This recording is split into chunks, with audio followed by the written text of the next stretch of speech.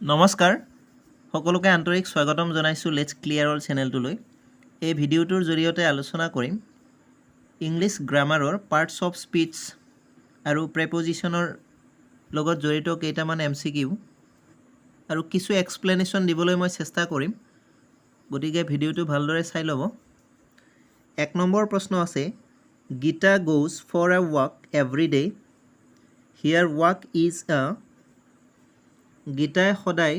খোজ কাঢ়িবলৈ যায়, ইয়াত খোজ কঢ়াটো হ'ল নাউন, ভাৰ্ব, এডভাৰ্ব নে প্ৰনাউন। ইয়াৰ শুদ্ধ উত্তৰটো হ'ব অপশ্যন এ, নাউন হ'ব। এনে ৱাকটো ভাৰ্ব হয় যদিও ইয়াত ই নাউন হিচাপে ব্যৱহাৰ হৈছে। যিটো গোজ আছে, গো এইটো হয় ভাৰ্ব, আৰু ৱাক খোজ কঢ়া, ফুৰিবলৈ যোৱা, ইয়াত এইটো নাউন হিচাপে ব্যৱহাৰ হৈছে। আৰু এটা কথা মনত ৰাখিব, যদি এই শব্দটো থাকে, যেতিয়া এই শব্দটো থাকিব এইটো সদায় নাউনৰ কাৰণে থাকিব, গতিকে ৱাকটো ইয়াতে নাউন হিচাপে ব্যৱহাৰ হৈছে। এতিয়া এটা প্ৰশ্ন আহিব পাৰে, ধৰক he is a good boy, he is a good boy. এই বাক্যটোত এই শব্দটো, এইৰ পিছতটো গুড আছে, গুডটো নাউন নেকি? ইয়াত যেনেকৈ এৰ পিছত ৱাকটো নাউন বুলি কোৱা হ'ল, কিন্তু এৰ পিছত ইয়াত থকা গুড শব্দটো নাউন নহয়, ইয়াত এইটো বয়ৰ কাৰণেহে আছে, এজন ল'ৰা, এজন ভাল ল'ৰা।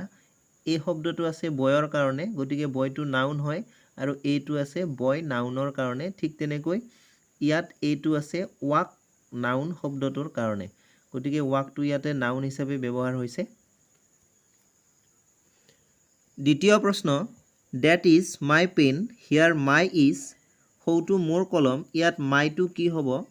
প্ৰনাউন, এডজেক্টিভ, নাউন নে এডভাৰ্ব? ইয়াতে মাইটো হ'ব এডজেক্টিভ, এইটো পজেছিভ এডজেক্টিভ বুলি কোৱা হয়। ডেট ইজ মাই পেন, ইয়াতে মাইটো বহুতে প্ৰনাউন বুলি ভাবিব, প্ৰনাউন বুলি ভাবে, ৰিলেটিভ প্ৰনাউন বুলি ভাবে, কিন্তু ইয়াতে মাইটো পজেছিভ এডজেক্টিভ হয়, কাৰণ প্ৰনাউন আৰু নাউন একেলগে নাথাকে, একেলগে প্ৰনাউন আৰু নাউন নাথাকে, গতিকে এই পেনটো যিহেতু নাউন আৰু এইটো কি হয়, এইটো এডজেক্টিভ হয়, মাই পেন, মাইটো এডজেক্টিভ হয়। অপশ্যন বিটো হ'ব ইয়াৰ শুদ্ধ উত্তৰ। এতিয়া ধৰক এনেধৰণৰ এটা বাক্য আহিলে, যেনে ধৰক হিজ চিষ্টাৰ ইজ বিউটিফুল। ইয়াতে এটা প্ৰশ্ন আহিব পাৰে, ইয়াততো বিউটিফুলটো এডজেক্টিভ হয়, গতিকে হিজটো ইয়াতে এডজেক্টিভ হ'ব নেকি? যেনেকৈ ইয়াতে মাই পেন, মাইটো এডজেক্টিভ বুলি কোৱা হ'ল, গতিকে হিজটো এডজেক্টিভ হ'ব নেকি? ইয়াতে হিজটো এডজেক্টিভ হ'ব, কিন্তু ইয়াতে হিজটো ডিটাৰমিনাৰ টাইপত ব্যৱহাৰ হৈছে, ডিটাৰমিনাৰ, গতিকে এইটো মেইন এডজেক্টিভ নহয়, এই বাক্যটোত মেইন এডজেক্টিভ হ'ব বিউটিফুল। 3 নম্বৰ প্ৰশ্ন, each girl has a pen, here each is, প্ৰত্যেক ছোৱালীৰে এটাকৈ কলম আছে, ইয়াত ইটছ শব্দটো কি হ'ব? এডজেক্টিভ, প্ৰনাউন, নাউন নে প্ৰিপজিশ্যন? ইয়াতে ইটছটো এডজেক্টিভ হ'ব, each girl has a pen, ইয়াতে ইটছটো এডজেক্টিভ হ'ব। ঠিক আগৰ নিচিনাই কথাটো, গাৰ্লটো নাউন হয়, আৰু নাউনটো কি কৰিছে? স্পেচিফাই কৰিছে ইটছে, গতিকে ইটছটো এডজেক্টিভ হয়, প্ৰনাউন নহয়। আমি পিছৰ যিটো প্ৰশ্ন আছে সেইটোত ভালদৰে বুজিব পাৰিম। 4 নম্বৰ প্ৰশ্ন, each of the boys has a pencil, here each is, ইয়াতে ইটছ অফ আছে, আগৰ বাক্যটোত ইটছ আছিলে, অফটো নাছিলে। ইয়াতে অপশ্যন দিছে এ নাউন, এ প্ৰনাউন, আ প্ৰিপজিশ্যন, এন এডজেক্টিভ। আগৰ বাক্যটোত ইটছটো কি আছিলে? এডজেক্টিভ আছিলে, কিন্তু ইয়াতে ইটছ শব্দটো আহিছে বয়ৰ কাৰণে, ইটছ অফ দ্য বইজ এইটো নাউন হয়,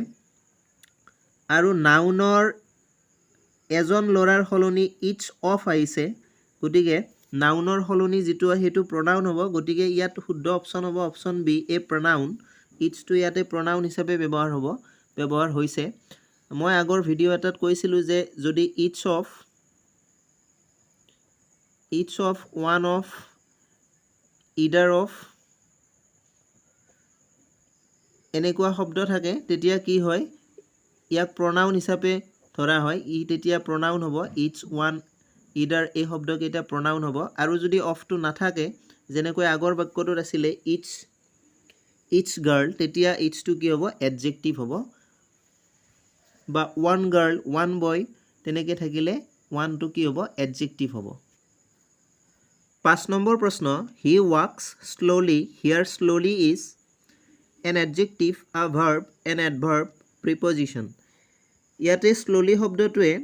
সি লাহে লাহে খোজ কাঢ়ে ভাৰ্বটো স্পেচিফাই কৰিছে খোজ কঢ়াটো ভাৰ্ব হয় আৰু ভাৰ্বটোক স্পেচিফাই কৰিছে কেনেকৈ খোজ কাঢ়ে লাহে লাহে খোজ কাঢ়ে আৰু ভাৰ্বৰ বিষয়ে কিছু তথ্য দিলে ইনফৰমেশ্যন দিলে বা স্পেচিফাই কৰিলে কি হয় এইটো এডভাৰ্ব হয় গতিকে অপশ্যন সি টো হ'ব ইয়াৰ শুদ্ধ উত্তৰ 6 নম্বৰ প্ৰশ্ন the boy often comes here here often is a oblique n ল'ৰাটোৱে সঘনাই ইয়ালৈ আহে ইয়াত often শব্দটো কি হৈছে ভাৰ্ব এডজেক্টিভ এডভাৰ্ব নে প্ৰেপজিশ্যন ইয়াত শুদ্ধ অপশ্যনটো হ'ব option C adverb the boy comes often comes here মানে কাম আহে আৰু কেনেকৈ আহে কেতিয়া আহে often আহে সঘনাই আহে গতিকে ভাৰ্বটো often শব্দটো স্পেচিফাই কৰিছে ভাৰ্বটোৰ বিষয়ে কিবা এটা ইনফৰমেশ্যন দিছে গতিকে ভাৰ্বৰ বিষয়ে ইনফৰমেশ্যন দিলে কি হয় এডভাৰ্ব হয় আৰু এইটো হ'ব এডভাৰ্ব অফ টাইম গতিকে অফেনটো ইয়াত এডভাৰ্ব হ'ব অপশ্যন সি হ'ব ইয়াৰ শুদ্ধ উত্তৰ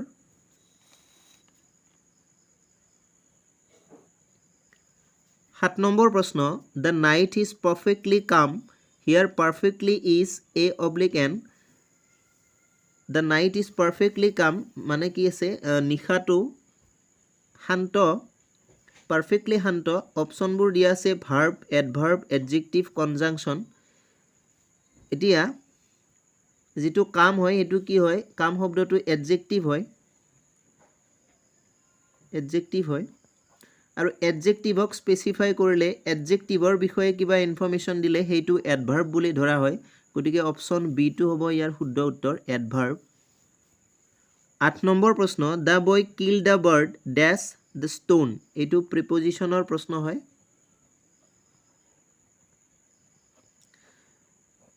the boy killed the bird dash stone অপশ্যনবোৰ দি আছে by to with of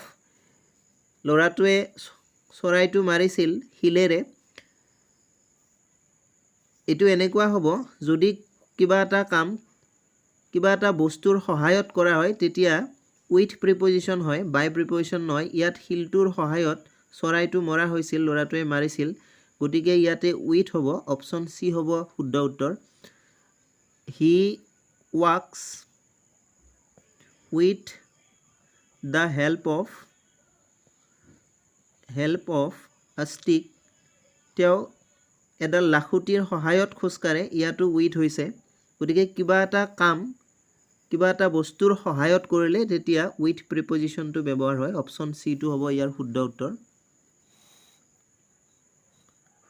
9 number প্ৰশ্ন we should avoid dash doctors advices option A with option B by option C to option D in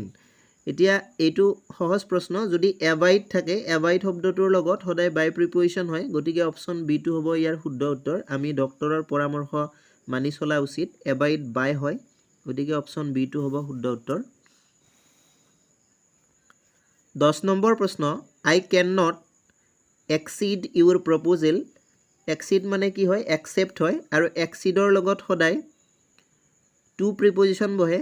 গতিকে option B হ'ব শুদ্ধ উত্তৰ exceedৰ লগত সদায় to preposition বহে তাৰ উপৰি senior junior এইবিলাকৰ লগতো to preposition বহে 11 নম্বৰ প্ৰশ্ন well I don't think I will be home before 6 ভাল মই নাভাবো যে মই 6 বজাৰ আগতে ঘৰ পামহি well is মানে এই বাক্যটোত well টো কি হয় option A interjection option B preposition option C pronoun option D adjective এতিয়া ইয়াত কি কৈছে ইয়াতে ভাৱ প্ৰকাশ কৰিছে মানে 6 বজাৰ আগতে ঘৰ আহি নাপাবও পাৰে ভাৱ প্ৰকাশ কৰিছে আৰু ভাৱ প্ৰকাশ কৰা শব্দবিলাকক কি কোৱা হয় ইণ্টাৰজেকশ্যন কোৱা হয় গতিকে অপশ্যন এটো হ'ব ইয়াৰ শুদ্ধ উত্তৰ 12 নম্বৰ প্ৰশ্ন Andy knock the door but nobody answered but is এণ্ডিয়ে কি কৰিছিল দৰ্জাখন নক কৰিছিলে কিন্তু কোনেও উত্তৰ দিয়া নাছিল আৰু ইয়াত বাটটো কি হিচাপে ব্যৱহাৰ হৈছে এডভাৰ্ব এডজেক্টিভ কনজাংচন নে প্ৰিপজিশ্যন ইয়াতে কি হয় এণ্ডিয়ে দৰ্জাখন নক কৰিছিল কিন্তু কোনেও উত্তৰ দিয়া নাছিল এই বাক্যখিনি আৰু এই বাক্যখিনি বাটটোৱে কি কৰিছে সংযোগ ঘটাইছে Andy knock the door but nobody আনচাৰ্ড সংযোগ ঘটোৱা শব্দবিলাকক কি কোৱা হয় কনজাংচন কোৱা হয় গতিকে অপশ্যন চিটো হ'ব ইয়াৰ শুদ্ধ উত্তৰ বাট এণ্ড এইবোৰ কনজাংচন হয় কনজাংচন কি হয় দুটা বাক্যাংশক সংযোগ স্থাপন কৰে আৰু দুটা বাক্যাংশৰে কি থাকিব স্বতন্ত্ৰ মিনিং থাকিব এণ্ডি নক দ্য ডোৰ এণ্ডিয়ে দৰ্জাখন টুকুৰিয়াইছিল এইটো এটা স্বতন্ত্ৰ মিনিং আছে আৰু নোবডি আনচাৰ্ড কোনেও উত্তৰ দিয়া নাছিল ইয়াৰো এটা স্বতন্ত্ৰ মিনিং আছে এনেকুৱা স্বতন্ত্ৰ মিনিং থকা বাক্যাংশৰ সংযোগ স্থাপন কৰা শব্দবিলাকক কনজাংচন বুলি কোৱা হয় গতিকে ইয়াত বাটটো কনজাংচন হ'ব আৰু স্বতন্ত্ৰ মিনিং নথকা বাক্যাংশক যদি সংযোগ স্থাপন কৰে তেতিয়া তাক প্ৰিপজিশ্যন বুলি কোৱা হয় যেনে ধৰক the book is on the table ইয়াতে কি হয় দ্য বুক কিতাপখন টেবুল মেজত এনেকুৱা দুটাৰে স্বতন্ত্ৰ মিনিং নাই যেতিয়ালৈকে অনটো ব্যৱহাৰ কৰা নহয় অনটো দিয়াৰ পিছত কি হয় কিতাপখন মেজৰ ওপৰত আছে গতিকে তেতিয়াহে ইয়াৰ স্বতন্ত্ৰ মিনিং এটা আহে গতিকে ইয়াত অনটো প্ৰিপজিশ্যন হয় 13 নম্বৰ প্ৰশ্ন আফটাৰ লাঞ্চ লেটছ গ' আউট ফৰ আ কফি লাঞ্চৰ পিছত